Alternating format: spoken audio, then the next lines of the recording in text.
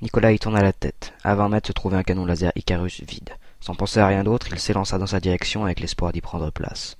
Arrivé devant le poste, il s'arrêta. Un garde était allongé, sur le siège, raide mort, un ruisseau de sang s'écoulant de sa bouche, mais pour autant aucune blessure apparente. L'air vibra, un bourdonnement électrique se mit à résonner dans son crâne, et il eut la présence d'esprit fulgurante de se baisser lorsqu'une griffe fusa au-dessus de sa tête. À peine s'était-il relevé que la créature avait disparu. Seul restait le bourdonnement. Il sortit son couteau avec le misérable espoir d'abattre cette créature qu'il avait pris pour cible. Elle réapparut, quelques secondes plus tard, avec comme unique représentant une griffe sortie de nulle part, lente mais précise, visant la carotide. Nicolas l'esquiva de peu et planta son couteau dans l'articulation métallique rendant le spectre désormais percevable. Il dégaina son fusil laser et fit feu. La créature déphasée ne reçut rien. Nicolas suivait du regard le couteau, toujours planté, lorsque tout à coup, la créature se mit à varier entre matériel et immatériel. Elle était épuisée, et en seulement 1 minute, son corps revint définitivement tangible.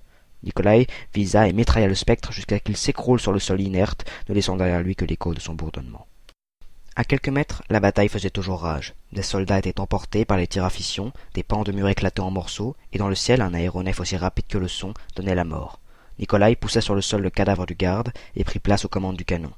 Il activa les moteurs, déverrouilla le pivot, chargea la batterie laser et se mit à viser tant bien que mal le faucheur qui virevoltait dans les airs.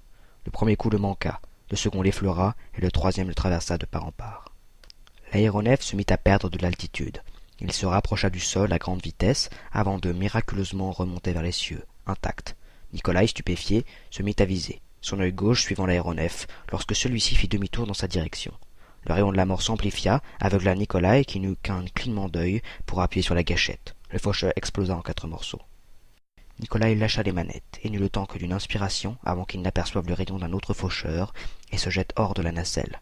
Toute l'installation anti-aérienne éclata, faisant vibrer et claquer tous ses membres et articulations.